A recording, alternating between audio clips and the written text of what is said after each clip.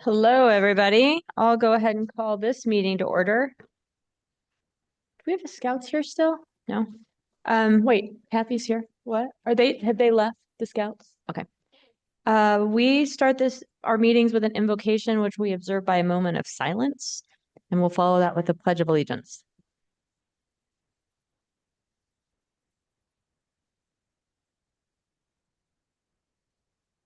I pledge allegiance to the flag of the United States of America and to the republic for which it stands, one nation, under God, indivisible, with liberty and justice for all.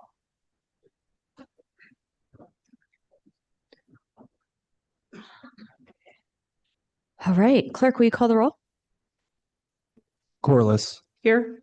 Halliburton. Here. Morales. Here. Nash. Here. Stead. Here. Willits. Here. All present. We've got something going on. I don't know if the public can see us. We're all named participants. Okay, that's fine. I just wasn't sure if everybody can see it or if it's just us. Which one am I? Am I participant 4 or 1? Okay, can't really tell. All right, thank you. Alrighty, we've got some minutes to approve. Madam Mayor, I move approval of the minutes for the meeting on November 18th. Second. We have a motion, a second, clerk? Willits. Yes. Corliss. Yes. Halliburton. Yes. Morales. Yes. Nash. Yes. Stead. Yes. All in favor, motion carries. Thank you. I do not see Julianne. So we've got 2 items under special business. First is the reappointment of Julianne Donnelly Sewell to the Boise City Ada County Housing Authority for a 4-year term that would end October 31st, 2030. Julianne has been serving, just completed a term. Really appreciate her service on that committee and putting forth her reappointment. Madam Mayor, I ask unanimous consent for the reappointment of Julianne Donnelly Zool to the Boise City Ada County Housing Authority for a 4-year term ending October 31st, 2029. Without objection. Great. Is Julianne online? Okay. Well, thank you so much for your service. Really appreciate it. And next up, we've got our clerk here, Jamie Heiserling, to present. It says information only, so we don't have to take action. Correct. No action. Okay. The acceptance of the election results. Thank you, Madam Mayor. Madam Mayor and council members, as the mayor mentioned, and for the record, my name is Jamie Heinzerling, and I am the city clerk for the city of Boise. I am here today to present the certified Boise City municipal election results from the Ada County Clerk's Office as required by Idaho State Code Section 50-412. The Ada County Commissioners, acting as the Board of Canvassers of Election, canvassed the results of the election that took place on November 4th, 2025. The general election results were certified by the Ada County Commissioners and forwarded to the Boise City Clerk's Office on November 14th, 2025. The election results are included on today's council agenda and will subsequently be entered into the minutes of today's city council proceedings in summary as well as by precinct. There is no action needed today. This is, as the mayor mentioned, informational only, and it's just being read into the record. Thank you. Thank you. And now we will move to the consent agenda. Madam Mayor, I move approval of the consent agenda. Second. We have a motion, a second, discussion. Thanks, Jamie. Have a good night. Just discussion. Madam Mayor, I just want to acknowledge the contract for the improvements at Alta Harris Park to include an irrigation pumping system. It's taken a long time to get that, and we're just really excited for it. A lot of folks have been asking about it, so glad we finally did that. Thanks for flagging that. Yeah, no problem. I do want to flag one thing that I'm pretty excited about, and that is a grant from the Blue Cross of Idaho Foundation that will help us create a free summer buses for youth program. We'll learn more about that when we're talking about the youth roadmap next week, I believe. But appreciate this partnership. Really excited to come up with a way for young folks in Boise to move further and in a free way so that it's more affordable. Clerk, will you call the roll? Willits. Yes. Corliss. Yes. Halliburton. Yes. Morales. Yes. Nash. Yes. Stead. Yes. All in favor, motion carries. Thank you. We have a couple ordinances, maybe three on first reading. Madam Mayor, I ask unanimous consent that all ordinances on the first reading calendar be read by number and title only and filed for the second reading calendar. Without objection. Clerk? ORD 38 25, an ordinance amending Boise City Code Title 9, Chapter 5, Section 50, Boise City Electrical Code to remove electric vehicle charger requirements for residential garages and providing an effective date. ORD 39 25, an ordinance CAR 25 12 for property located at 2705 and 2709 North Cole Road, Boise, Idaho 83704, amending zoning classifications of the city of Boise City to change the classification of real property particularly described in section 1 of this ordinance and adjacent rights of way from R-1C residential traditional to R-2 residential compact, setting forth a reason statement in support of such zone change and providing an effective date. ORD 40 25, an ordinance amending Boise City Code Title 3, Chapter 17, Section 3, entitled Special Events with Liquor in a City Park or Recreation Facility to remove reference to a pilot program, amending Boise City Code Title 7, Chapter 7, Article A, Section 13 to adopt permanently the pilot program into City Code, approving a summary of the ordinance and providing an effective date. Thank you. And now third reading. Madam Mayor, I move that further reading of ORD 37 25 be dispensed with and the record reflect it has been read the third time in full. Second. We have a motion, a second, clerk? Willetts, Yes. Corliss, I apologize. Which ordinance were you? Third Clerk? reading of ORD 37 Yes. 25. Thank you. Halliburton, Yes. Morales, Nash, Yes. Stead. Yes. All in favor, motion carries. And now we've got one on first, second, and third. Madam Mayor, I move Wait. that ORD Mayor. Is that- 37 No. 30. Nope, sorry, it needs to be read. I know. Oh, he's read it? Okay. Okay, we didn't vote or read it? Yes, I think. We we've need not to read it. And then we need to move to pass it. Okay, because the question that you had about what you were voting for was on the reading of it. Yep. Sorry, okay, that threw me off. So now, clerk, will you call the roll? Nope. Clerk will read. For first, second, and third. Okay, so we are on the third reading. Third reading. We are not on the first, second, and third reading yet. Okay, We're on the third reading. I believe we've had a motion and a vote, on but not a read. dispensing with it, Great. and then we have not moved to approve it. Sorry about that. Okay, a read.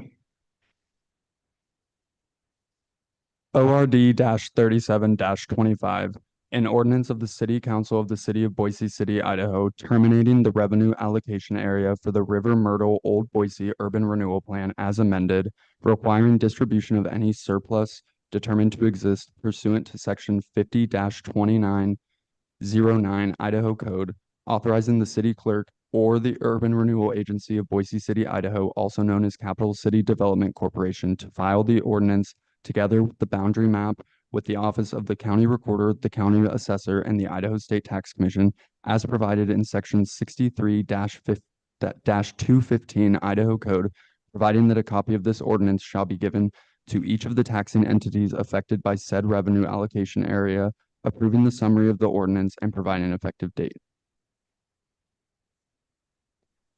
Madam Mayor, Thank I you. move that Yes. ORD 37 25 be approved. Second. Madam Mayor, Yes. just a quick comment here. This is actually a pretty big deal. This is the expiring of an urban renewal district in downtown Boise, 30-year urban renewal district. And if you've been in Boise for a long time, you remember what downtown Boise used to look like, and it didn't look like it does today. And a lot of it has to do with the partnership that the city has with CCDC and all the good work that's been done there. And I guess I would just especially highlight all the great work that's been done there really in the last like 5 to 7 years. At the very end of this urban renewal district, all of the great projects that we're able to get done by investments in infrastructure that really kind of led to some of that development. And I just want to celebrate all of that work, all of the city staff's work that they put into it, and that partnership with the folks over at CCDC and really turning downtown Boise into the thriving downtown that it is today.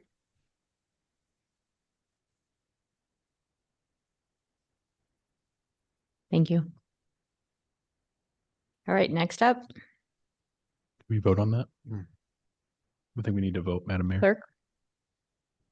Willetts, Yes. Corliss, Yes. Halliburton, Yes. Morales, Yes. Nash, Yes. Stead. Yes. All in favor, motion carries.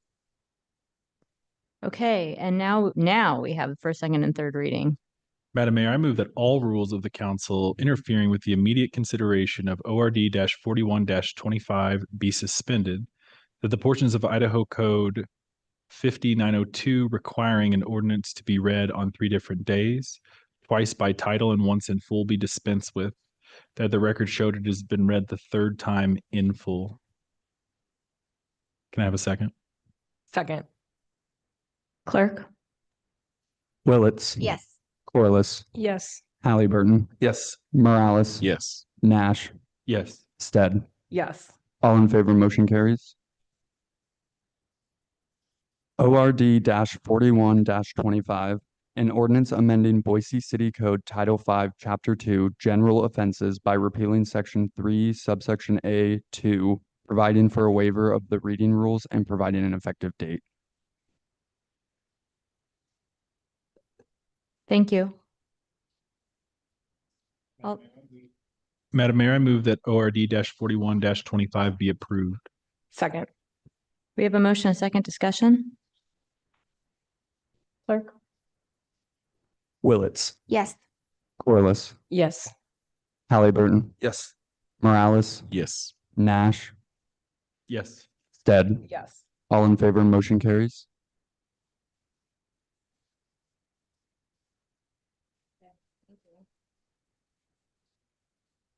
And now we've got 2 subdivisions tonight. Is anybody here besides the applicants to testify on these? Anybody online to testify on these? Okay, Ben Semple is the applicant for the first one. Are you all you're the applicant for the second? No? Yes, okay, great. What I'll do, and nobody else is online for these items, because nobody's here for these items beyond the applicants, I'll see if you're in agreement with the terms and the conditions of the staff report, and if so, it's pretty simple and straightforward. Great. We'll start with the first one. Go ahead, David. Thanks for being here. Thank you, Mayor, members of the council. The applicant requests approval of a preliminary and final plat for residential subdivision comprised of 5 buildable lots and 1 common lot on 0.69 acres located at 10218 West Shields Avenue in our R1C zone.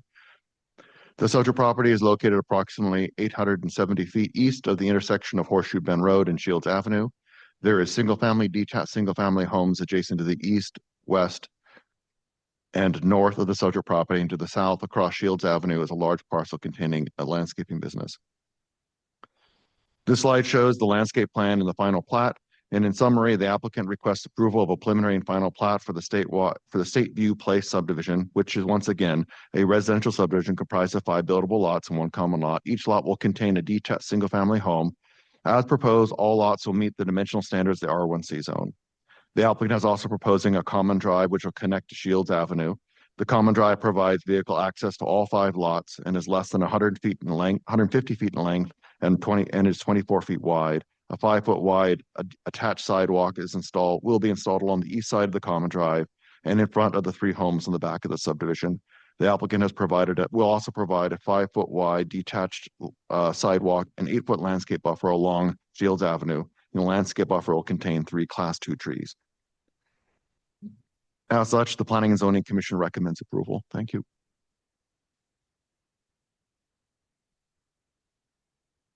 Any questions for staff? And then Ben, you're online. Are you in agreement with the terms and conditions of the staff report? Hi, Madam Mayor, members of council. Yes, we are. Thank you. Right. Any questions for Ben? Yeah, Madam Mayor, just a quick question for Ben. This won't really affect my voting either way, but just curious if you know the approximate square footage of the units? Madam Mayor, Councilmember Halliburton, I believe that my client was looking at these being somewhere between the 1,800 and 2,200 square foot size. They'd be two-story. The lots are right at that R1C size, so kind of that upper middle size, I guess. Yeah, great. Thanks for bringing this forward, Ben. Yeah, thank you. I'm going to confirm that nobody's here for this. All right, I will take a motion. Madam Mayor, I move approval of SUB 25-63, a preliminary and final plat for a residential subdivision comprised of 5 buildable and 1 common lot on 0.69 acres located at 10218 West Shielded Avenue in an R1C zone. Second. We have a motion and a second. Discussion? Yeah, Madam Mayor, just a quick comment. I have a habit of asking the square footage of the size of these houses just because I'm interested to see some smaller developments that are coming in. And I would actually at this point consider 1,800 square feet a smaller size development. It's exciting to see units, I think, that are coming in at sizes that are probably a little bit more available to folks, maybe looking to purchase a home, or maybe to, move from their home into an additional one. And so, Ben, thank you for bringing this forward, a great infill. And I'm liking to see these sort of smaller sub 2,000 square foot developments coming back into the city.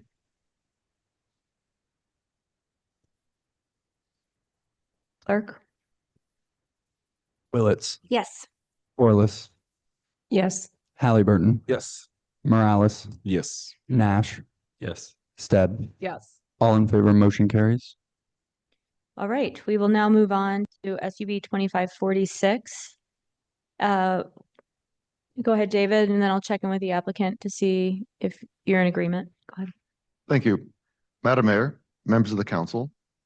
The applicant is requesting approval of a preliminary and final plat for a one-lot subdivision located at 8371 West Salt Creek Drive in an A1 AIO zone, which would be a open land, very low density within the airport influence overlay zone. The overall subject property is 33.64 acres in size and located on the south side of Victory Road at the south end of Trabuco Avenue. The site contains the West Junior High and Frank Church High School campuses. And to the east and west of the school campuses are single-family residential neighborhoods, and adjacent to the south is the Mergerdio site, which is a 157-acre vacant parcel.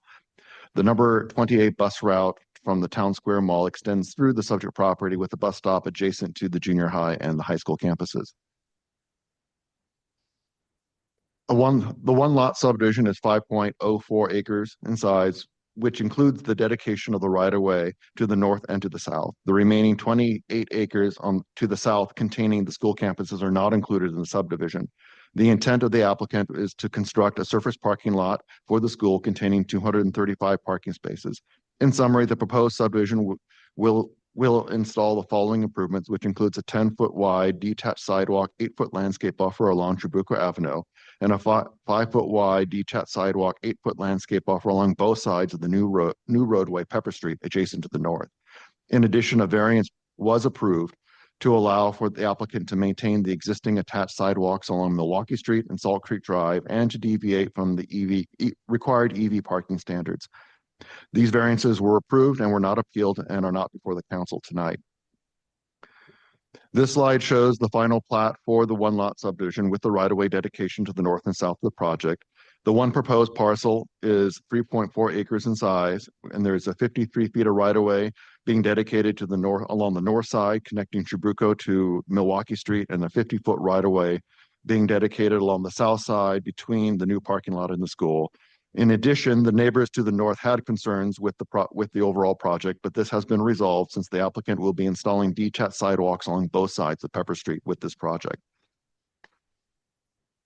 In summary, the Planning and Zoning Commission recommends approval. Thank you. Questions for David? Right. And I'll just check in with the applicant. Are you in agreement? I'm getting a nod for the record. I'm going to confirm nobody's here for this. All right, I'll take a motion. Madam Mayor, I move approval of SUB 25-46, a preliminary and final plat for a one lot subdivision located at 8371 South Salt Creek Drive on 5.04 acres in an A1 AIO open land, very low density with airport influence overlay zone. Second. We have a motion and a second discussion. Clerk? Willetts, Yes. Corliss. Yes. Halliburton. Yes. Morales. Yes. Nash. Yes. Stead. Yeah. All in favor, motion carries. Okay, and now we have an appeal of CUP 2516 on Parkside View Lane. David's presenting again. You're just up all evening. I mean, it's more efficient. I appreciate you just staying up there. The land group, will you be presenting or, okay, council will be presenting for the applicant. We don't expect the neighborhood association. Is anybody from Highlands, Laura Barton or others online? Nope. All right. Nobody is anybody on the phone for this one? Okay, great. So I think it'll just be us. Go ahead. Thank you, Madam Mayor, members of the council. The applicant is requesting to appeal the Planning and Zoning Commission's denial to reduce the project density by more than 25% in an existing plan unit development on 4.98 acres located at 655 West Parkside View Lane in a residential suburban zone, and is also located in the hillside overlay and a wireland interface overlay. The property is located on the east side of Bogus Basin Road, approximately 1 mile north of Hill Road, and is surrounded by a variety of uses, including elementary school to the west, detached single-family homes to the north, a golf course to the east, small commercial property to the south. In addition, it is located at the intersection of Arterial and Collector Roadway. There's a little history with the project, which the side tries to summarize. The original plan unit development was approved in 2018 for 12 townhomes and 5 detached single-family homes with reduced lot sizes and interior setbacks in exchange for public benefit of higher density and diversity of housing types. And in 2021, a modification was approved to reduce that density from 17 to 13 dwelling units by converting 8 of the townhome lots into 4 detached single-family homes. This PUD modification was approved administratively since the density reduction was not greater than 25%. And included keeping 4 townhomes along the west side of the subdivision. In 2023, the applicant requested to convert the 4 remaining townhome lots into 2 detached single-family lots on the west side of the site, which would further reduce the density from 13 to 11 dwelling units, and the Planning and Zoning Commission denied that application. This slide graphically shows the project's history. The original project design is on the left, and the proposed modifications are shown on the right. To summarize the 2023 Planning and Zoning Commission hearing, the Commission denied the application and expressed concerns that the modified project would not provide a mix of housing types as proposed with the original design. They discussed the original development. They discussed that the original development was granted reduced interior setbacks and lot sizes to support the mix of housing types and higher densities. And the applicant is now requesting the same application. And the Commission recently expressed the same concerns that were expressed back in 2023 when they heard it last. As such, the applicant has appealed the Planning and Zoning Commission's denial and has requested a de novo review before the City Council, which means the Council is required to review the project towards the same approval criteria as the Commission, which are listed here on this slide. These findings are also listed within the project report itself. The applicant contends that the project complies with all the required approval criteria, which is detailed within their appeal memorandum. In summary, the applicant contends that the proposed residential use and densities are compatible with the surrounding neighborhood and will not create any material negative impact to the surrounding uses in the area.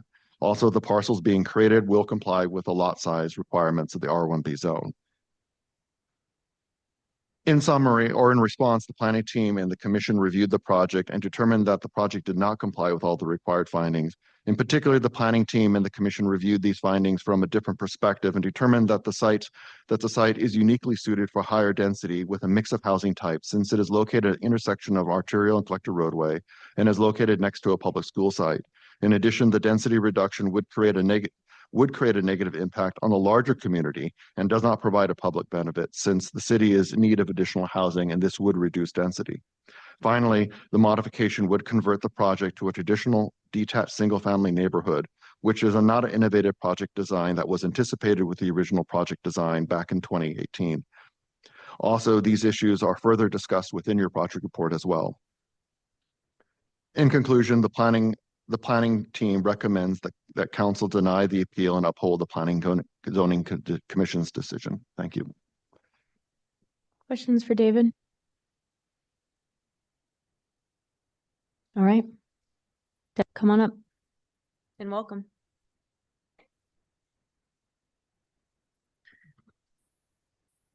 Thank you. Good evening, Mayor and members of the council or participant numbers, however you're going this evening. My name is Deborah Nelson. My address is 601 West Bannock Street, and I'm here on behalf of the applicant on appeal of the Planning and Zoning Commission's denial of the PUD modification that we're requesting on this small 4.92 acre development in the Highlands. With me are members of the applicant team, including Brian Scott with All Scott Real Estate and Tamara Thompson with the Land Group. While the development's coming up, or the application's coming up, there we go. Just start with a quick overview here. Really, this is a very simple application. It has minimal impact on the city. We're trying to combine 4 lots that were originally planned as townhomes into 2 lots for patio homes. There is no commenting agency opposition or public opposition, and several neighbors have written in support.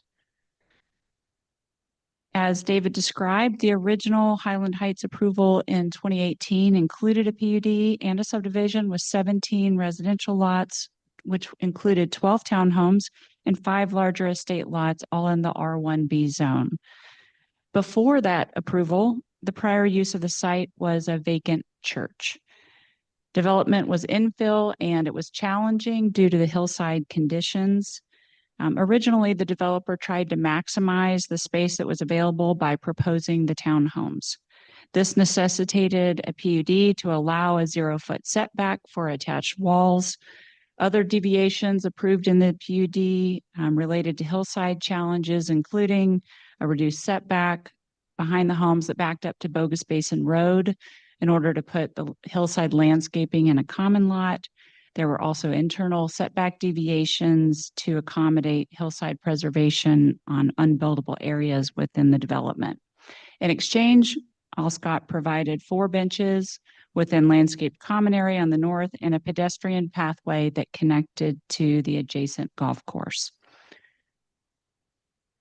3 years later, in 2021, All Scott was realizing that townhomes were not feasible here. Buyers preferred patio homes, a similar sized and priced product, but with space for a small yard. So All Scott approached the city about replacing all of the townhomes with patio home lots, but staff advised that only a 25% reduction could be approved administratively, which staff supported. So in 2021, the lots were reduced from 17 to 13, replacing 8 townhome lots with 4 patio homes. Reducing the density and changing the product type was deemed in compliance with the PUD standards. In 2023, 5 years after the initial approval, with 4 townhome lots still vacant, All Scott requested a further modification, reducing the 13 lots to 11, replacing the remaining townhome lots with patio homes. That request had to go before the commission now because it was over 25%. The commission denied the request, but Commissioner Gillespie said he was sympathetic to the market conditions and to come back in a couple of years if we couldn't sell the lots. 2 years later, the only buyers for the lots remain for patio homes. So just a question. So that's why Yeah. this has taken so long, is because you actually had the hearing at P&Z in 21 with the request. We did not. We got an administrative approval in 21. But when did Gillespie weigh in? In 23. Oh, that's what I meant, 23, because it's 25 now. Okay, Yeah. so it's 2 years ago. Exactly. You went Yes. to the commission and then did not come to the council at that point.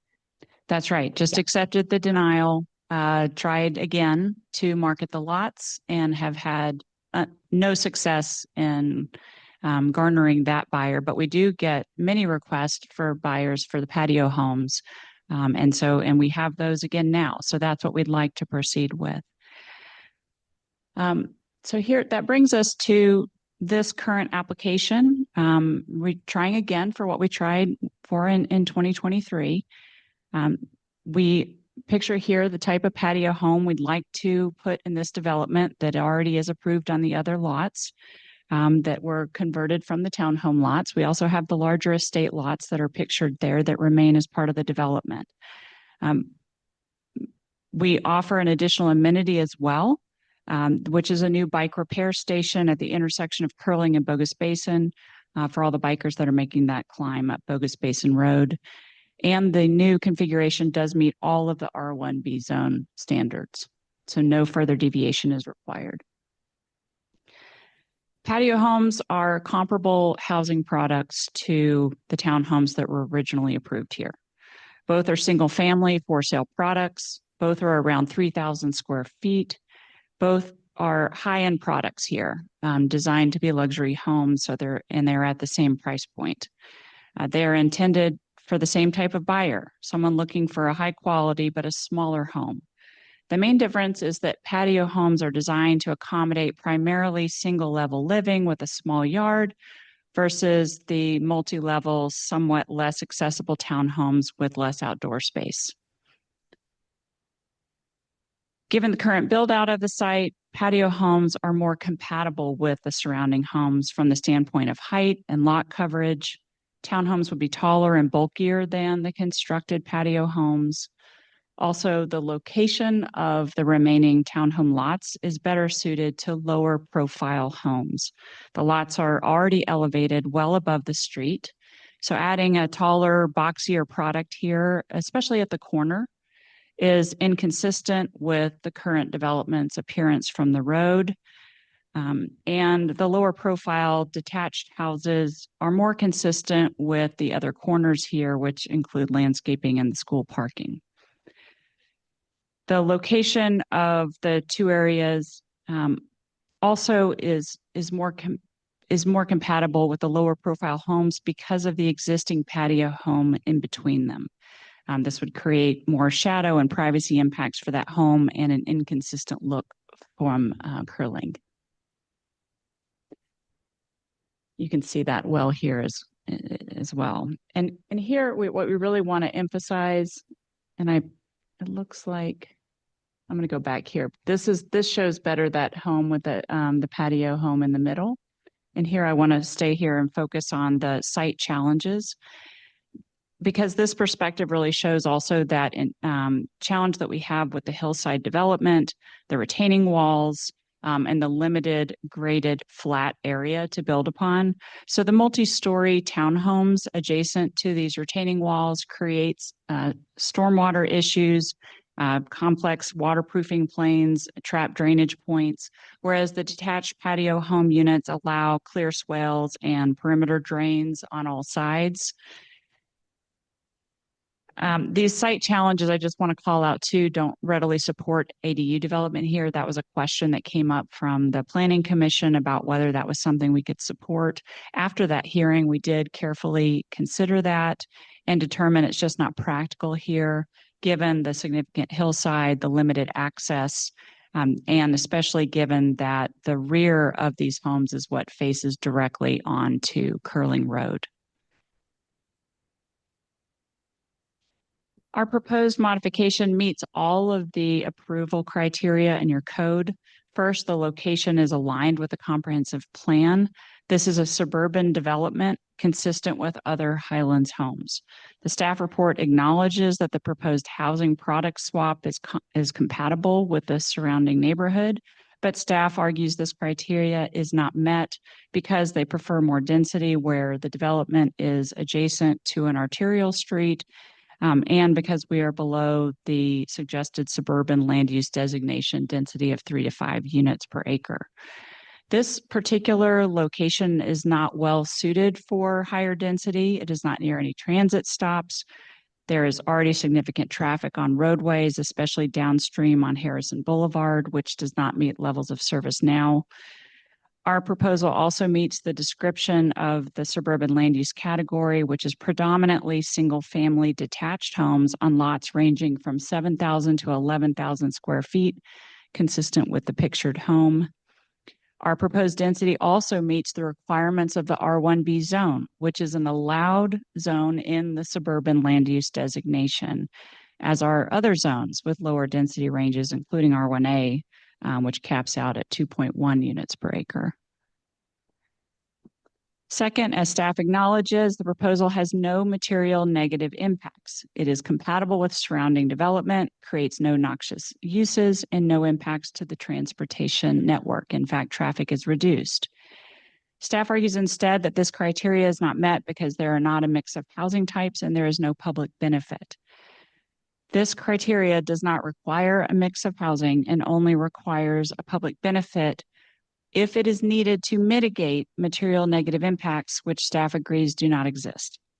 In any case, the project does accommodate a mix of housing types that's equivalent to the townhomes with the patio homes, along with the larger estate home lots. This project also still provides a public benefit by providing for actual housing where the lots are currently undeveloped, reducing traffic and service demands, and adding the additional public bike station amenity. Third, as staff acknowledges, the site is large enough to accommodate the proposed use and all code required features. We are not seeking any deviations with this application. Staff argues instead that this criteria is not met because there's not a mix of housing and because the original development utilized PUD-approved deviations. This criteria does not require a mix of housing, and in any case, as noted already, we continue to provide that mix with the patio homes versus the estate homes.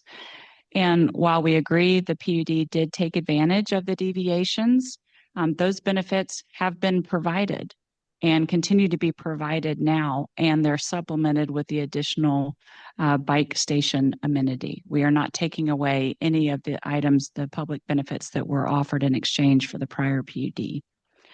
The townhomes themselves were not required for the PUD approval. Under the applicable code, a PUD did not require multiple housing types. Instead, code allowed that a PUD may utilize different housing types, including detached homes. The applicant, had the applicant proposed patio homes at that time, that would have been something the city could have approved. Fourth, as staff also acknowledges, the proposal provides safe, convenient, and efficient transportation network and does not adversely impact municipal service providers. Staff agrees this criteria is met.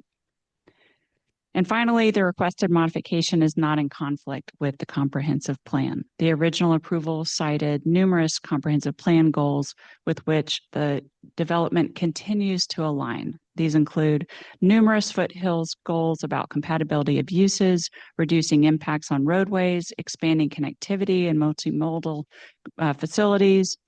The project is also designed to attract the folks who live in the foothills according to comprehensive plan demographics in the foothills area, those about 10 years older on average than other Boise residents. Numerous general design principles are met, including access to parks and open space, pedestrian-oriented streetscapes, garage placement, and cluster development. And it aligns with the Highlands Neighborhood Plan's goal of ensuring attractive landscape along Bogus Basin Road. Other comprehensive plan goals that the city agreed were met and that are met in this case still include environmental stewardship goals, which seeks native plant landscaping, goals that encourage focusing compact development along transportation corridors to minimize vehicle miles traveled, enhancing pedestrian safety and comfort, enhancing bike connectivity and comfort, providing trails and pathways designed for single or multiple trail users, and the larger homes also provide space for home occupations. We continue to provide housing diversity. The combined lots accommodate patio homes that are an equivalent size and price point to the townhomes and are similarly differentiated from the larger estate homes. This modification simply substitutes that detached product for the previously approved detached product for the attached product, but we're still providing housing types for multiple buyers within the scope of the larger development. With that, we ask for your approval of the appeal and the proposed modification, which meets the applicable criteria as acknowledged by staff in almost every instance. City code provides that the council makes a de novo decision on this appeal without deference to the P&Z decision, and we ask for that approval and stand for any questions. Madam Mayor. Deb, I want to simplify this a bit. If this application were to come before us now, would it meet all the criteria for this zone? Mayor, Council Member Willetts, yes, it does meet all of the criteria for the R1B zone. And if you look at the larger development, we continue to meet your criteria for the PUD. And then at this point, is this just a matter of opinion about what should be there versus what the law can accept? Madam Mayor, Council Member Willetts, yes, we have a difference of opinion with staff as to whether or not we meet the criteria. Even where they acknowledge we meet the criteria, they have a different desire, largely pointing to issues such as housing diversity, which aren't at issue in that criteria. Really, that all comes down to the comprehensive plan alignment. And there's plenty of goals that we meet there. And as we've tried to point out, we also meet the housing diversity that is of focus for the staff. We appreciate that, and we continue to meet that. One more follow-up, Madam Mayor. I just want to make sure that I understand, how long have these folks been working on this project? 6 years? Well, Or- certainly continuing since the development in 2018, but it began before that. Can you give me a time frame? Like, can you remember that far back? Okay, all right, thank you. Yeah, Madam Mayor, I guess I'm just a little bit confused. You said that it would allow it to be designed exactly the way that it is today, but I think that when it came forward originally, it was given some flexibility with dimensional standards, setbacks, and different lot sizes and stuff like that. So you're saying that it would meet all those standards today, or are there some things that wouldn't have fit in there? Because I think that that's the other part that planning and zoning brought up quite a bit, is that these would not have been approved, these different lot sizes and these setback standards, had it been this slow of density to begin with. Yes, Madam Mayor, Council Member Halliburton, these particular lots, so the 4 townhome lots that are at issue here and the proposed change will meet, as we're proposing for them to be combined, and the housing type that we're proposing there meet your R1B zone standards. So Yeah, but what about the houses that were already built? Yeah, so I'll get to that. So that because we're eliminating the townhome, we no longer need the PUD on those lots because we don't have the attached wall. And as I said, for the larger development, we would meet your PUD criteria. And so, yes, we will continue to take advantage for the larger development. The existing development does utilize the deviations that were approved in the original PUD, which include internal setback reductions and that hillside common lot, as I mentioned. And so those still exist. The criteria that was in exchange for that, the items that were offered by the developer continue to be offered with this development. Yeah, I guess what I'm getting at is the 2 houses that were built, if those weren't built and they were just bare lots right now, there would be some different dimensional standards that you would be applying for. We gave some flexibility, I think, in that original PUD that you wouldn't get today. Is that correct? Madam Mayor, Councilmember Halliburton, not for these lots. We don't need The existing ones. We don't need any deviation from your R1B zone dimensional standards for these lots. We recognize that, yes, for the larger development where the landscaping was placed and the lots that and the internal lots that went along the private drive, those were deviated. Okay. Another question. So you kept referring to some of the units on here as patio homes. Can you define what that means to you? Patio homes? Yes. Yeah. Madam Mayor, Councilmember Halliburton. So it is often, primarily single level, although as you can see from the one that we showed, it does have a portion of the home that does elevate to a second level. So they tend to be lower level developments that allow some reduced yards. So you get some yard space, but it is designed to be a smaller footprint within a smaller lot, so that you have a home that is more accessible, that has limited maintenance, that checks a lot of the same boxes that a townhome does as far as the lifestyle people are looking for, but you do get a smaller lot. Yeah, I guess my definition of patio home is different or outdated. To me, that sounds like you're talking about a single family detached house Mhm. that maybe is designed a little bit differently. I think of patio houses as actually having a shared wall with another house. Maybe we're just thinking about that differently. So I want to make sure that we're thinking about that the same way. Yeah, Madam Mayor, Council Member Halliburton, that isn't the way Okay. I've viewed that. So yes, Cool. if that's your definition, then yes, this is a detached versus an attached patio home. I think of the example at the base of, my old neighborhood in like the old part of the foothills. If you went at Brumback at the base of the old, it Crestline neighborhood. Yep. That has those, patio homes that came in new as infill. Those are all detached patio homes. For sure. Yeah, I was just trying to understand because again, in my head, I was thinking, I don't think that those houses that have already been built have two different, units within them. And when I thought of patio homes, for whatever reason, that was my definition. So I'm glad that we cleared that up. So the other lots that are there, I believe, how many houses are built on it right now? 2 or 3? So within the area that was originally designated for the 12 townhome lots, there are 2 homes built. And so how many vacant lots are left at this point? And so that leaves. Well, come on up, Brian. I'm gonna let him And I'll answer tell that. you why I'm asking. So the reason why I'm asking is that I think that one of the things the argument that we have here is that the market has changed and townhomes don't sell, but these patio homes will. But it seems like there's still a bunch of vacant lots on there that are available for patio homes that haven't been built yet. So am I not understanding that correctly? Yeah, I can jump in. Madam Mayor, council members, Councilmember Halliburton, that's incorrect. All of the other patio homes have sold. Okay. And all of them are built on, except for one is sold, but is not built on. Great. And then out of the estate lots, 2 of those are built on currently, and 2 of them have not sold. So we Great. have 2 vacant lots that haven't sold, and then what these lots here. Just the ones down Those there are at the going bottom, on the too. townhomes. Okay, great. Madam Mayor, hi Deb. I have a question. Why would you not, if the proposal fits, if you're not carrying all this baggage from like the previous years in the proposals, why would you not just reapply under like as a fresh project and lose all this baggage of the previous hearings and decisions and prior projects?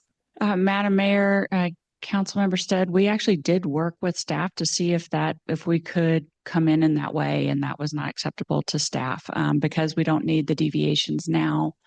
And so they directed that this required a modification. And Madam Mayor, but the reduced setbacks are still a part of this, of the original development, yes. of this current project. Of the original development, yes. The Okay. larger development. Yeah, okay. That's the part, I guess, I think that's the part that I have the hardest time with, because it feels like those were granted as incentivization for the density and the diversity of housing. And so I guess why would we still want to support that with those other elements removed? Madam Mayor, Councilmember Stead, because the townhomes per se are not required to support that. And so you can have a PUD that is challenged by hillside development as we are here. And sorry to interrupt, and Madam Mayor, Deb, but the variances are also not required, right? Mm-hmm. So I guess where I have a hang up is if, let's say the practice becomes a developer develops or submits a project, there's some really good things they know the city will like, they're asking for something in exchange. Mm-hmm. That is approved, it moves forward, and then now they want to pull back the part that the city liked. It feels like that's what I'm looking at now. And I understand that, this wasn't required, but neither was what was afforded maybe as the variance from the city. So that's the part I get hung up on. And I wonder if I can better understand why we would still want to support something when kind of the part that we liked the best was removed. Well, Madam Mayor, Councilmember Stead, it's not clear to me that you did like that part the best, that the city was saying it's only because you have the townhomes that we're approving this. Tamara was saying that on the way in, Councilmember Clegg asked for additional attached sidewalks. There was other things the city was getting from this that occurred here, which is pretty challenging in this small little site of the buildable footprint to add those, and they did, just making these lots even smaller. So, I mean, it's a challenging site. If these guys had come in with patio homes, the city very well may have been happy with that because it was an abandoned church. And it's not my place to place that intent on them. And I guess I'm suggesting to you, you also are getting a fresh look. So you're not bound by that either. And I don't want you to feel like you're in this construct of, well, it was because you had townhomes. But I'm also not denying that you get to look at this, right? So yes, you're getting a fresh look, and I think you get to look at all the factors we have now, which is that idea didn't work. It wasn't required for us to ask for it, but we did, and it was approved with that. And now lesson learned is that was a bad idea. It didn't work out well. The site is too challenging for it. The location in the neighborhood doesn't support that kind of demand here, whereas it does really support patio homes. So we are asking you to modify that additional approval with a different housing concept that, you know, we are trying to impress upon you is you are losing 2 units. We don't deny that, but it is comparable housing with it being the same size, with it being the same price point. You are not getting a different type of buyer or opportunity here. So if we were replacing this with larger estate homes, I think we'd be having a different conversation. You know, obviously we'd still be pointing to the same, you don't have a housing diversity requirement here, but I think you would be more challenged to deviate from the original approval. We're trying to continue with an equivalent that you approved, that the council approved before. Thank you. Madam Mayor, question for you, Deb. When you talk about it not being feasible to develop these townhomes, and these townhomes are about 3,000 square feet, I believe. Mm-hmm. Why are they at 3,000 square feet? Is there flexibility in the size of the unit that might make them more marketable? Can you talk through kind of the price point there, and if that's a limiting factor? Madam Mayor and Council Member Morales, I can start and Brian can add if he wants to add to this, but I think that's what fits well within the site to maximize that footprint. And, you know, my understanding from townhomes and other locations is that there is a limited range of what you can build because of the cost of construction of that to make that marketable and feasible. And my understanding is they're also targeting that range, that it pencils. And, you know, these guys are really trying to sell the lots to builders. So they're getting feedback of potential buyers that they're just not getting that type of buyer who can run those same market scenarios and determine what they can build there, what they think they can sell for. But that is the product, that size is the product that was initially anticipated. And which is comparable to the patio homes, which we do have buyers for. Yeah, so just to follow up, so correct me if I'm wrong here, but the assessed land value that is looking to be sold for, the market justification from the developer is that in order to be able to cover that land cost, that if they want to get out of this, that needs to be 3,000 square feet. That's where it pencils. Is that? I think it's more on. I'm sorry to interrupt. I think it's more on the buyer side. That the buyers are. Yeah, I think you know. And again, Brian can jump in and correct me if this is wrong. But from the seller side, they just want to sell the lots. I think initially, yes, they were trying to maximize the opportunity to sell these for higher value to get 2 units instead of 1. But they haven't been able to find those buyers. So from the seller side, I think they're just trying to find a feasible buyer. From the buyer side, they haven't been able to find somebody to come in that is interested. That's what could fit there, but there is an interest in it.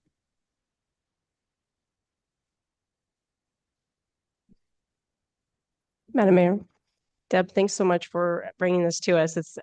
It's interesting. I guess the question is not being able to find the buyer for this.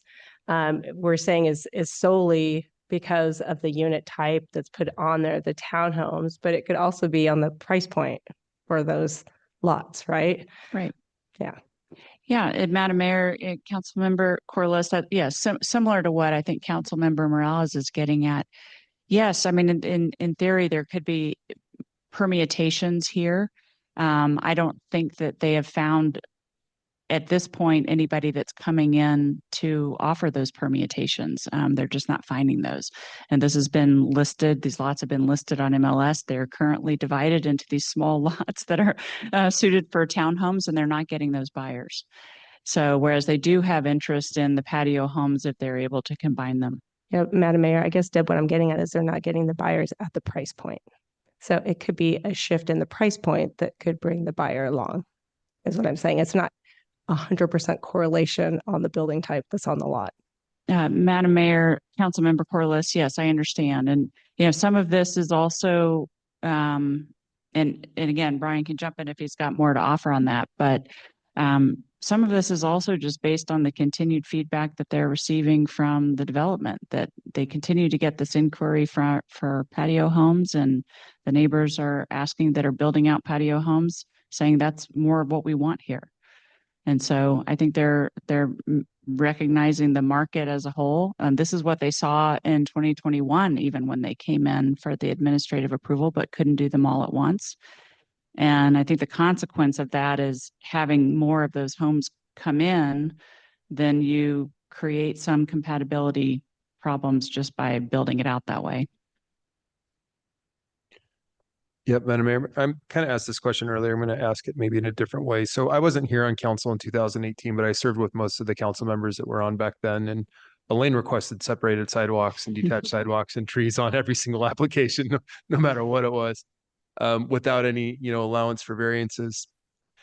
When it was approved in 2018, would the variances, would the setbacks, would the different lot sizes been approved without the density? Or was that the main reason that they gave the flexibility for those dimensional standards and setbacks, the density and the variety of housing types? Madam Mayor, Councilmember Halliburton, I don't know what their intent was, which things were of value to individual council members at that time.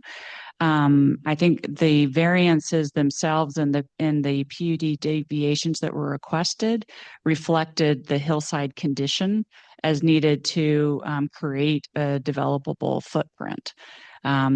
And to be clear on the sidewalks, just as an example, it's only an internal private street, so the sidewalk wasn't required. So it wasn't detached, actually, it was attached. But to require that on both sides. Lane's gonna make you put it in. Exactly.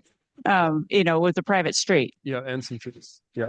But that's just what would fit there. And so and then just, I think one final question that I have, and then I'll have some questions for staff. I think you had mentioned some comparisons between the patio homes and the townhouses of being comparable sizes, but the townhouses aren't 3,000 square foot units. It's not a 6,000 square foot townhouse. I think it's one 3,000 square foot townhouse, and there's two different units that are separated into it. Am I correct in that?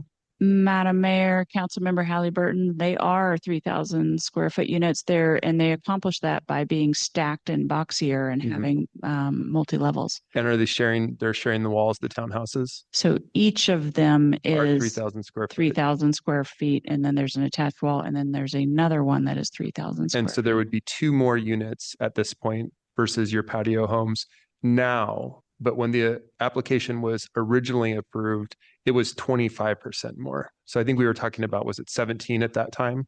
It was 35% more. Yep. And so I do understand that, like, now, based off of your reduction from last time, you're only asking for two less, but it's more than that if we went back to the original application when the different variances were given.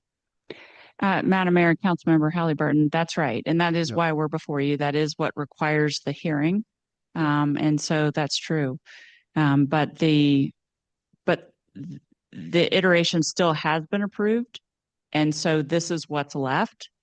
And those are the particular lots that are left, one being on the corner, one on the other side of a patio home. And so we have additional challenges that are created by that build out as well. Okay, thank you. Anything further for Deb? Madam Mayor, one other question, Yeah. Deb. So just to clarify, so for the townhomes, are they mandated somewhere at 3,000 square feet? Madam Mayor, Councilmember Corliss, no, that's just the product type, nor is the patio home size. I mean, these are lots, right? Oh, okay. So, I just wanted to make sure that there wasn't somewhere or a condition in there saying that they needed to be built out at 3,000 square feet. They could be 1,000 square feet each and single level. no, I mean, truly, this is a lot size. But we do know, so we're sharing with you what the product is that we expect that could go there. Just as we knew that, what the expected product was that was proposed before. Now we have an expected product here. And it's based on that product that we're hearing from staff about the housing diversity. Okay, thank you.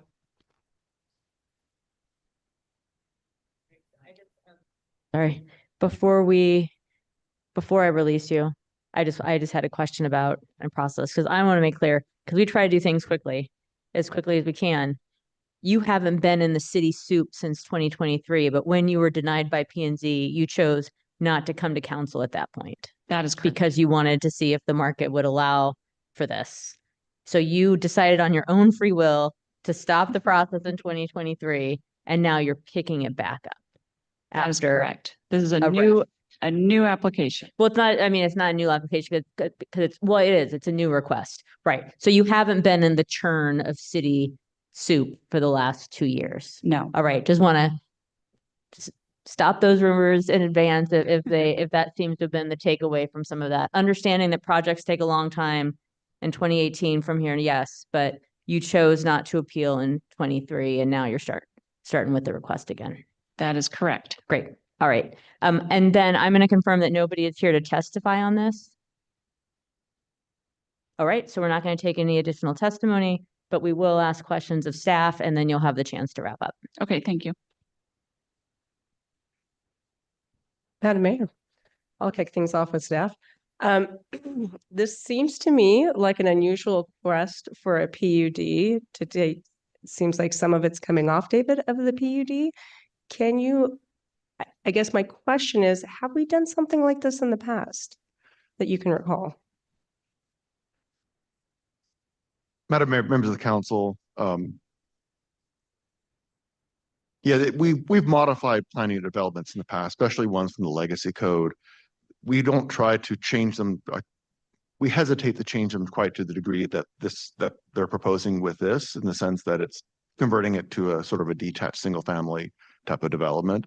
But yeah, PUDs have been modified in the past, similar to this, but they're all unique and different in their own ways. Each modification. Madam Mayor, David, thank you so much for that.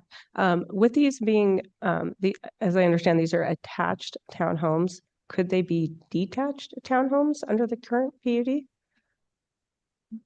I guess it would be single family. Thank you. Sorry, I appreciate that. But and then just getting back to the question I had asked the applicant, just to make sure I'm clarifying, that there is no requirement on the size of these townhomes square footage. Madam Mayor, members of the council, there's no requirement in the size of for a townhome. They tend to average between 12 to 15, depending on the size of the lot per level, and townhomes do tend to be 2 stories in size. So if you add those up, that gets close to that 3,000 or at that 3,000 square foot, depending on how big the parcel is. But it's not a requirement. Okay, thank you. Madam Mayor, David, I looked through our what do we call it here? Our folder, all of our stuff that has all of our information. Sorry, our packet. Looking through our packet here, and I can go through and I can see the notes from the planning and zoning meeting. I can't go all the way back to 2018 on the notes that I have over here, look at the discussion and try to figure out, what was the thing that made them decide to give them, these different flexibility and lot sizes, dimensions, setbacks, and those types of things. In the staff report, though, it does make it look like the variety of housing types and the additional density in the area was a major reason that they gave the flexibility and the variances for these dimensional standards. Do you have any way of knowing if that was part of that original decision making? Madam Mayor, members of the council, although I was around in 2018, but it wasn't necessarily my project. I do remember it.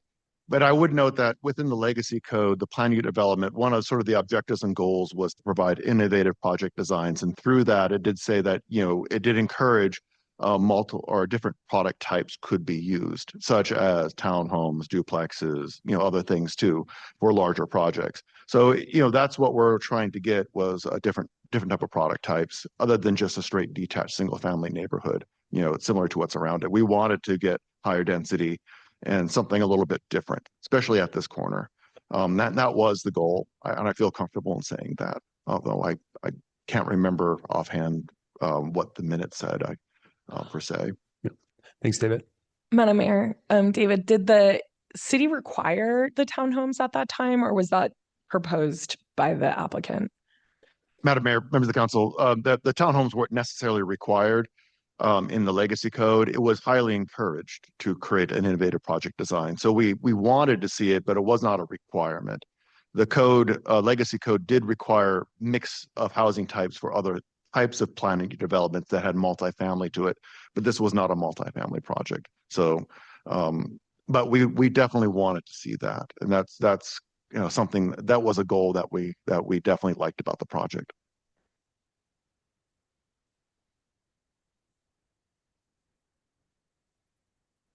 All right, come on back up. In your close, will you address one question that I have that I think I heard right? I'm asking questions. I only vote if there's a tie. What was it? You referenced a couple times having buyers for the patio home lots. So will you talk through kind of timeline related to that, if I heard that correctly, and what that timeline looks like? Sure. Madam Mayor, members of the council, I'll just start with that they could proceed as quickly as they're approved with existing patio home buyers. And so that would happen quickly.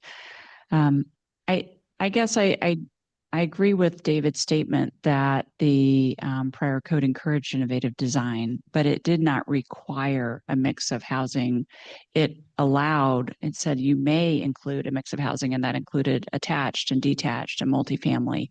And so the code itself did not require that or even encourage that as a criteria for the development. The innovative design was what was really encouraged. And that's, again, what we accomplished with having this challenged buildable site. The majority of the deviations that were requested were related to the townhomes.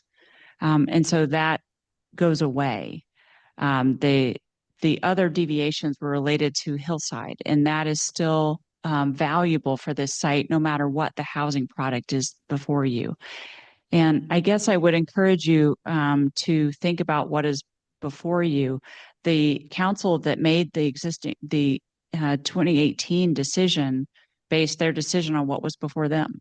And so townhomes were presented, and so that's what they were considering. They didn't require them. Here, you've got patio homes that are being proposed on the remaining lots.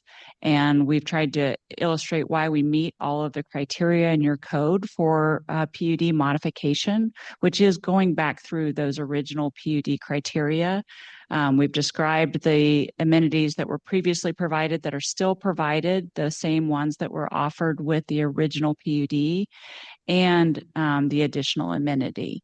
And given the market conditions, what the neighbors want in this location, what the market is saying that they want in this location, the time that these lots have been marketed, we ask for your support to convert the final 2 locations to patio homes that are visible, and low profile homes will be more compatible with the streetscape, with the overall development, and still consistent with your code.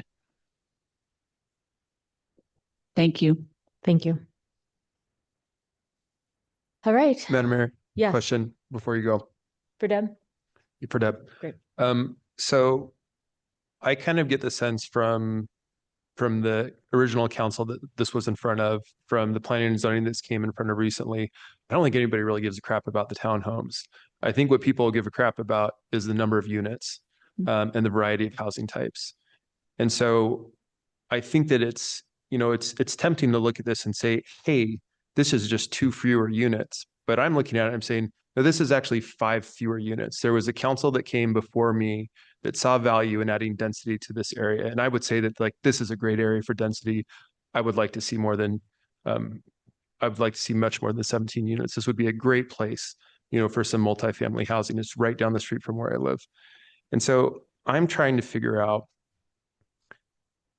what opportunities there are for you to try to still honor the reason that they gave you these setbacks. And like P&Z put in front of you ADUs, you're saying that those aren't really feasible. To me, it doesn't matter, again, if they're patio homes, whatever we want to call those, townhomes, condos, trying to get units in an area where it makes sense to have a lot of units that would serve the council's original decision to give you the flexibility for the rest of the planned unit development during that time. So are there other opportunities beyond reducing lots and having fewer larger homes, 12 really large ones compared to 17 that was going to have a variety of sizes? Like, how do we get back to the variety of housing types and the units that were sort of the intention of that original flexibility that council gave? Or is there not the ability to do that because the market's not allowing or asking for it? Yeah, and Madam Mayor, Council Halliburton, it's challenged, right? They have tried to build out what they originally asked for. They wanted higher density too. That's why they came in with that opportunity to try to fit as much as they could there, but it hasn't been feasible. And so a reduction of 2 is what's before you. And you're right, over time, there's been a reduction of more. But those also weren't feasible, and it was deemed that those did meet the standards. So you are down to a reduction of 2 at this time. The area as built doesn't support a new denser development. So what you're saying is you'd love to see a newly planned denser development. I'm saying I'm leaving it up to you. Like, find me units and figure out a way to get them on the lot, and I don't really care how you do it. I'm not saying that like it has to be townhomes. I'm saying that the original intention was a variety of housing types and more units on the lot. And so I don't know how to do it. I'm not a developer, but I know that that was, from what I've read and what I've heard, was the council's, thoughts. That was P&Z's thoughts on this last one with the proposal of ADUs. It's how do we get the variety of housing types in there, no matter what they look like? So, I guess 2 points. One is that we are trying to find a way to bring forward homes where there's current vacant lots. And so that's one way that we're trying to do this, is we're trying to get to the market product that works here. And then secondly, with the buyer, they do sometimes have that desire to do something different. So for example, one of the buyers that came in before that isn't currently pending to my knowledge, proposed a multi-generational concept where they were trying to figure out how to have multiple ages and generations within one home. That's not an ADU because you don't meet your code for ADUs, but it does allow additional density in that form on the property. And so there is some flexibility there. Madam Mayor, I think we all got excited, but I just wanted to explain. We just today approved the allowance of a second kitchen in a home. So you might be able to revisit the generational thing. That's great. That may help buyers that want to propose that concept. Yeah, I appreciate it, Deb, and I'm not trying to antagonize you here. I'm just trying to figure out, like, here's what I feel like council has asked for in the past and what their intention was behind this, and trying to figure out if there is a way to get towards that attention. What I'm hearing you telling me is that you don't really think that there is a way with the constraints that are on the lot and the constraints that are within the market at this time. That's right. Given the 2 spaces that are left, the 2 lots that are proposed for development, we did look at it to see if that was something we could come forward with. You always have the possibility that somebody comes in and wants it. I know a lot of people in the North End that want ADUs that can't accomplish it because they can't meet the standards. Yep. We're just looking at it, seeing, is that even feasible? And you look at this lot, doesn't have the right setup and configuration or size, and then you've got the rear that faces curling. So it's not like we ignored that request and said, no, we just don't want that. It really isn't a feasible addition to require. Maybe somebody will figure out how to do it, or maybe they'll be more creative and it won't be an ADU, but they'll figure out a multi-generational design. But it isn't something that we have figured out what we can offer to dictate that, to check that box for you. So I hear your question, and it has been considered. I don't have a better answer, it seems, to just how do we get the density up? We are reducing the density. But we are trying to bring forward a product that can be built that is compatible with the neighborhood. Yep, fair enough. Thank you. Madam Mayor. So Deb, you're saying that replacing a 6,000 square foot structure, 2 townhomes at 3,000 square feet, replacing that with a 3,000 square foot patio home and 900 square foot ADU is impossible. Is that what you're saying? Madam Mayor, Councilmember Morales, that's right. Given the layout, that square footage is not vertically stacked like a townhome. And so these are more spread out footprints. They're designed to be predominantly single story. That's what the market expects usually with those. And so it is a more spread out footprint. With that, combined with the hillside and the orientation of the lots on the street, that's right. It was not something that we could readily see how that would work. So just follow up, patio home would be a single story structure. Predominantly, yes. And sometimes you do have a portion of it that's 2-story. There's nothing prohibiting a 2-story house here. That's just the market that we understand the buyers are generally interested in. That's what's been built. And so either it's like a 1 or a 1.5 is typical. Okay.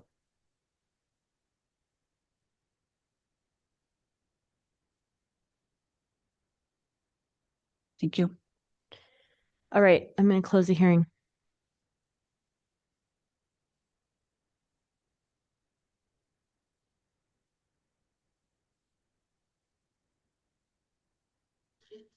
Oh, everybody jump at once. Madam Mayor, I'd like to put a motion up there on the table. I'd like to approve the appeal of the Planning and Zoning Commission. I gotta make sure we get this all right. Okay. Approve the appeal of the Planning and Zoning Commission denial of the conditional use permit to reduce the density of 25% existing planned unit development on 4.8 acres in an R1B. I'll second. So I want to make sure that I get the language here, because we've got some double negatives here. I think it's pretty easy to get wrapped around the axle on this, and I appreciate you coming forward and all your work on this. To me, this is an issue that's a matter of preference. This meets the code requirements. The property owner would like to build what the code allows. The city should allow the property owner to build what the code allows. And I think it's that simple. This one I'm struggling with, and I second the motion, not to say I'll vote for it for sure, but because I do want to have the discussion on this. I mean, we, in an earlier work session, we discussed allowing for more flexibility to do things. And if something's not working, do we be flexible to allow for modifications to make a housing unit work?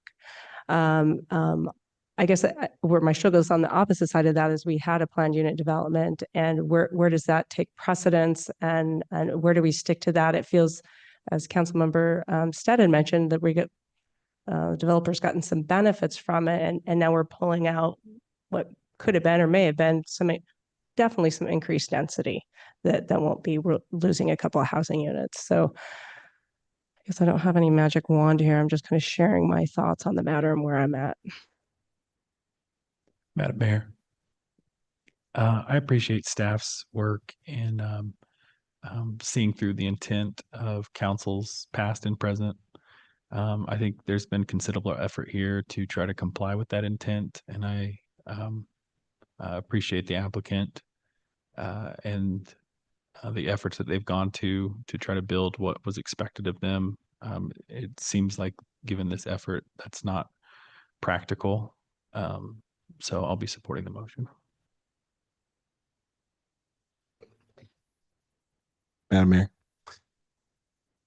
Oh, I appreciate the Planning and Zoning Commission. I think did a really good job talking through some of the options that I think staff would have considered. I think it is a density issue, as we talked about a little bit up here. You know, finding a way to meet the needs of our housing goals. You know, we're a city that has not been meeting the needs of our housing goals in terms of number of units, and so these kinds of projects are really important. I can understand that at the product that this applicant wants to build maybe hasn't panned out to this point. But I think that there are some creative ways to be thinking about this. You know, we all got excited up here when ADUs came up and the ability to have an ADU as part of a existing structure.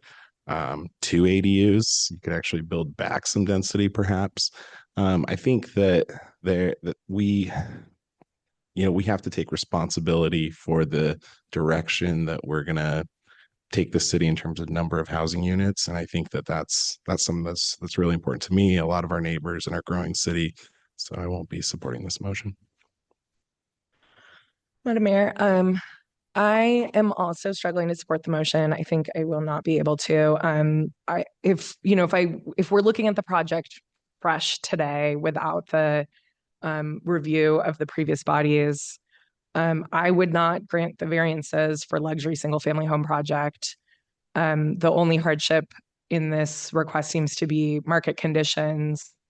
But in my years of land use decisions, we've never used economic influence or financial hardships for land use decisions.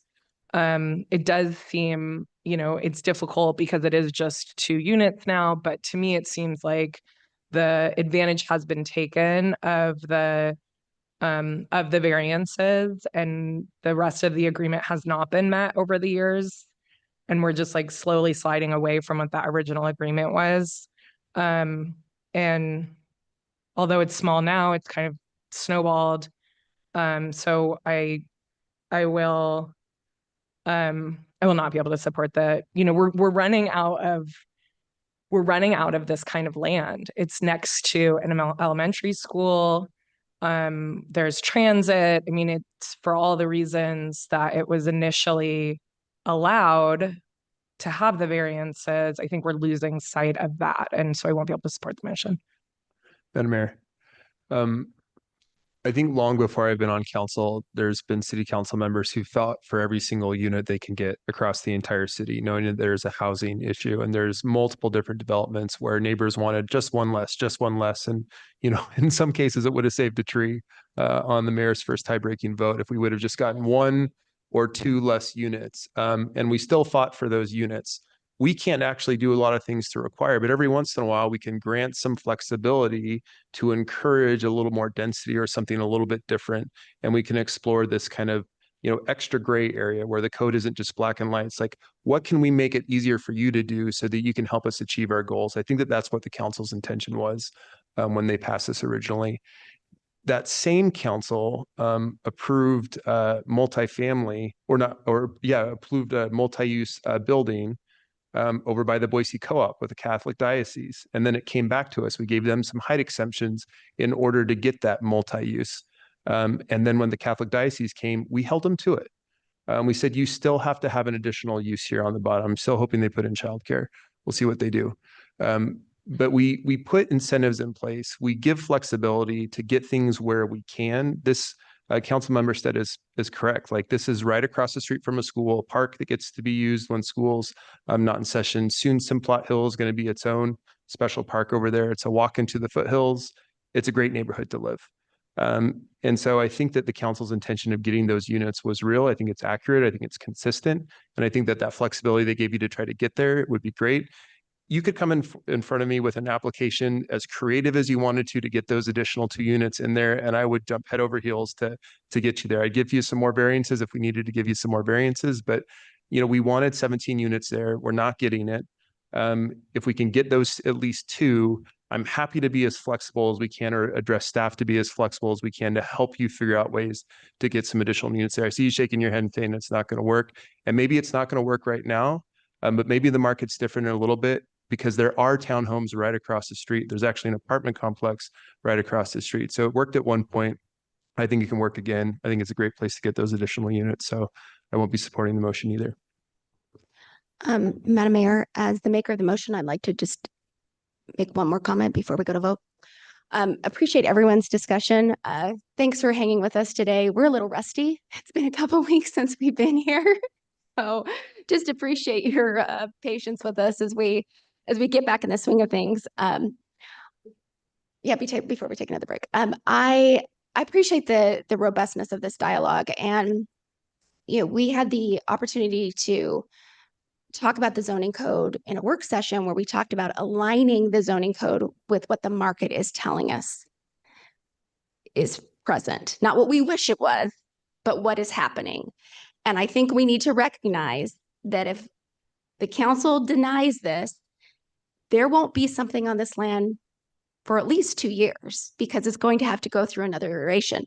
So we will lose housing because we will be in search of the perfect, according to several opinions, versus what we can get today, which we know we can get today, which those who do this for a living have told us is possible. So if the council decides to reject this, we're holding on for something that may not happen for a couple of years, and we are denying housing in the interim.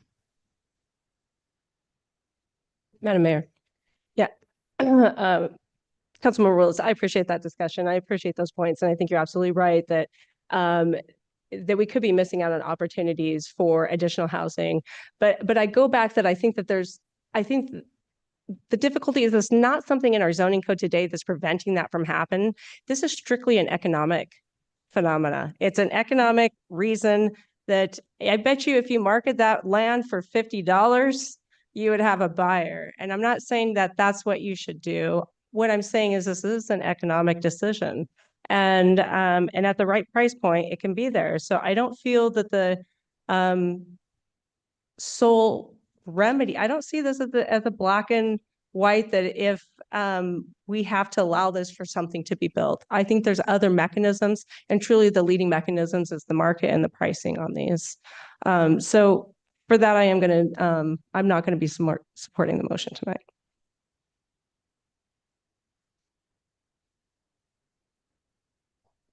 All right, I'm going to call the question, clerk. Willetts, Yes. Corliss, No. Halliburton, No. Morales, No. Nash, Yes. Stead, No. 4 opposed, 2 in favor, motion fails. Madam Mayor, move that we deny appeal of CUP 25-16. Second. Motion second. I'm going to have the former comments stand for this one. Call the question. Willetts, No. Corliss, Yes. Halliburton, Yes. Morales, Yes. Nash, No. Stead, Yes. 4 in favor, 2 opposed, motion carries. Madam Mayor, I move that we adjourn. Second. All in favor? Aye. Aye. We're adjourned.